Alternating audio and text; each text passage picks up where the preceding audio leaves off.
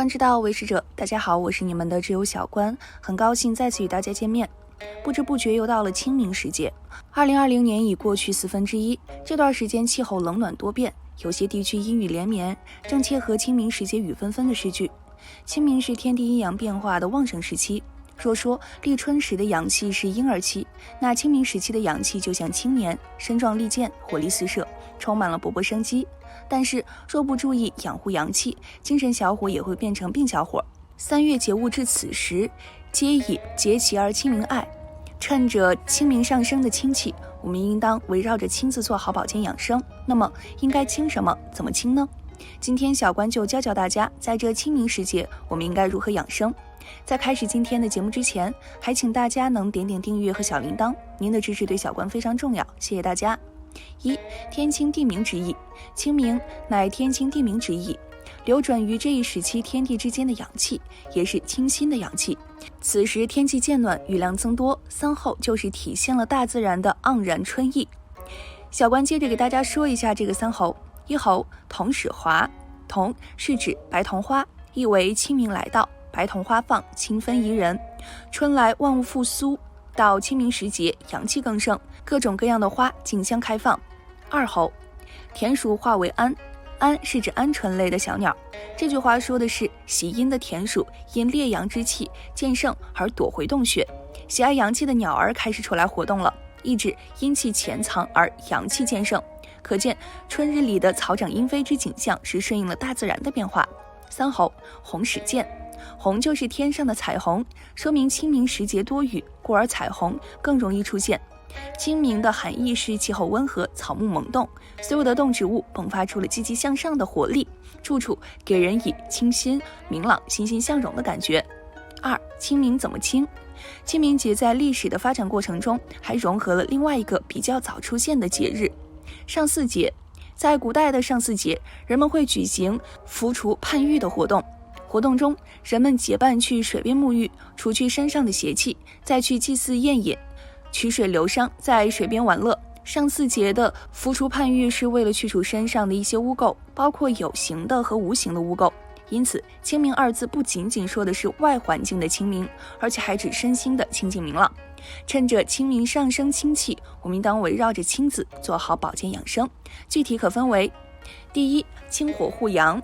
清明正是阳气上升的时候，当春之时，温食有利于护阳。姜、葱、韭菜宜适度进食，但也不宜多食大辛大热之品，如参、茸、烈酒等，以免助热生火。在汤品调理中，可多用利水渗湿和补益、养护阳气的药材，如银耳、薏仁、黄芪、山药、桑葚、菊花、杏仁等。至于寒凉、油腻、粘滞之品，易伤胃阳气，则应尽量少食。第二，清脾胃。有些人认为要吃得多、吃得好，营养丰富，身体营养足够了，抵抗力才能提高。尤其是在生病的时候，认为多吃肉、蛋、多喝牛奶能提高抵抗力。小关告诉你，其实这种认识是很片面的。吃进身体的食物都要靠脾胃之气来运转消化，然后运输到五脏六腑中去。如果长期吃得过多、过油腻，超出了脾脏运化的极限，脾胃受损，体内津液代谢障碍，便会导致肥胖、痰湿停滞体内等情况。所以大家要在这清明时节顾护脾胃，清淡饮食，不给脾胃增加负担，才能够更好的保护正气，扶持阳气，增强身体的抵抗力。第三，清肝气。虽然春与肝相应，但清明时节切不可盲目对肝脏进补。清明是人之阳气生发的时段，中医认为体内肝气在清明之际达到最旺，如果肝气过旺，影响脾胃，还会造成情绪失调，气血运行不畅，从而引发各种疾病。在饮食上，清明时节应该多吃柔肝的食物，平常可多吃荠菜、山药、菠菜、韭菜、银耳、大枣等，不宜进食竹笋、咸菜、鸡、海鱼等发的食物。第四，清肺气。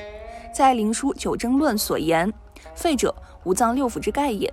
肺脏覆盖着五脏六腑，当有邪气从上方入侵时，肺脏都能通过宣发胃气来保护其他脏腑，以免遭受外邪的侵袭。清明节是流感等传染性疾病高发时期，因此要注意养肺。清肺气需强调的是，在特殊时期，一旦出现不明原因发高烧至38度以上，并伴有咳嗽、嗓子疼、头疼、全身酸痛、关节疼，请一定要马上去医院看，不要扛着。第5，清情绪。春季养生要戒暴怒、戒忧郁，保持心胸开阔、乐观豁达、心情愉快。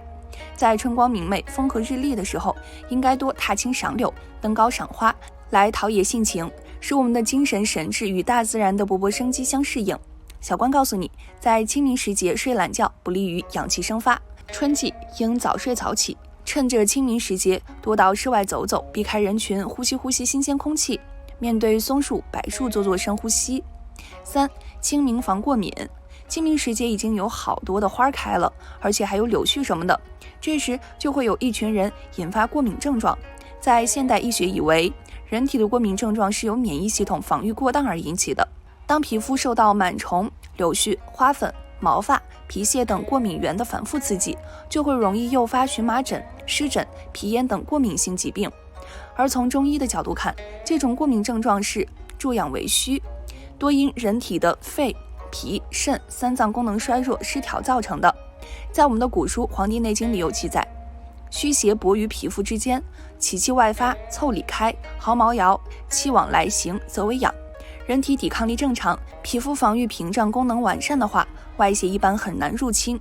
而当体虚肺气不足时，皮肤的防卫功能就会被削弱，容易受到风邪、湿邪等外邪侵袭，留住于皮肤腠理之间，与机体的卫气相搏，这样就出现了痒。我们的中医大致上将过敏性疾病通常分为3种类型：肺虚型、脾虚型、肾虚型。小关来给大家详细说一下这3种类型。1、肺虚型。常见表现，患者通常会出现鼻子发痒、鼻塞、流鼻涕、嗅觉减退、喷嚏连连等症状，严重的还会引发鼻窦炎和过敏性结膜炎。在灵书中也有记载，肺乃娇脏，开窍于鼻，肺气亏虚，风寒邪气趁虚而入，肺感寒而气滞，不得宣发。鼻窍不通，发而为鼻虬。这句话说的是肺似呼吸，当肺气虚时，胃气就会失灵，鼻黏膜会最先敏感地感受到外界的刺激。如果邪气侵害到气管、肺或者皮肤组织，呼吸道不适等症状也会出现。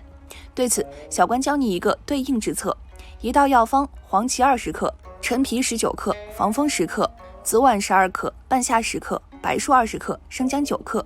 洗净后用水煎20分钟，滤除汁液，然后调入适量的蜂蜜即可，可代茶饮用。2、脾虚型。常见表现，除了鼻痒、打喷嚏、皮疹等，还多以肠道不适为主，患者往往食欲不振、腹泻、恶心呕吐。肺部胀气，患者的皮肤会轻易出现划痕，或易对发物过敏，脾胃运转失常，监督纠正功能受损，还容易出现各种免疫性的问题，如过敏性疾病。另外，肺经受损，由脾胃虚弱不能生肺，乃所生受病也。肺气的充实有赖于脾气的输布，若脾虚则脾气不能输于肺，从而导致了肺气也虚。小关建议这样的患者一定要合理饮食，多吃一些能健脾化湿的食物，如芡实、扁豆、薏仁、冬瓜等，不宜过度使用生冷油腻的食物，以免注湿伤脾。3、肾阳虚型。常见表现，除了鼻痒、打喷嚏、皮疹等，患者还经常伴有感觉精神不振，有时还会觉得静候寒冷、腰部酸疼、四肢不暖，起夜也较平常次数增多。对此，小关教你一个养肾妙招：肾阳虚的朋友常伴有腰部酸疼、四肢不暖，即使气温回升，如果仍然感到自己手脚冰凉，又不想熬煮中药，花时间和精力艾灸的话，可以选择用艾叶饼煮水，以后来泡脚。中医认为，足是人体的第2心脏，足部内连脏腑，外络肢节，是运行全身气血沟通上下的道路。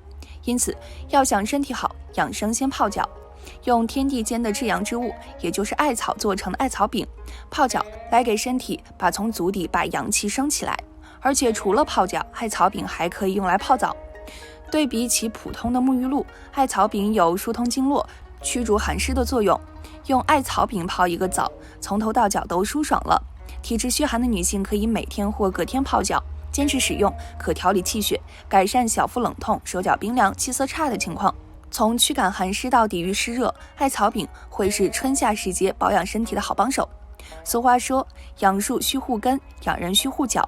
平时气虚体寒的人泡脚能散寒祛湿，能预防感冒，缓解感冒前兆症状。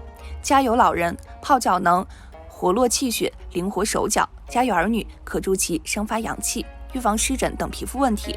好了，今天关于清明时节的养生知识就和大家分享到这儿了。希望大家看完今天的内容后，可以在清明时节好好养生，保持健康。如果您对今天的内容也有着自己的看法与建议，欢迎在下方评论区留言分享给大家。喜欢小关别忘了点击订阅哦。那我们下期节目再见。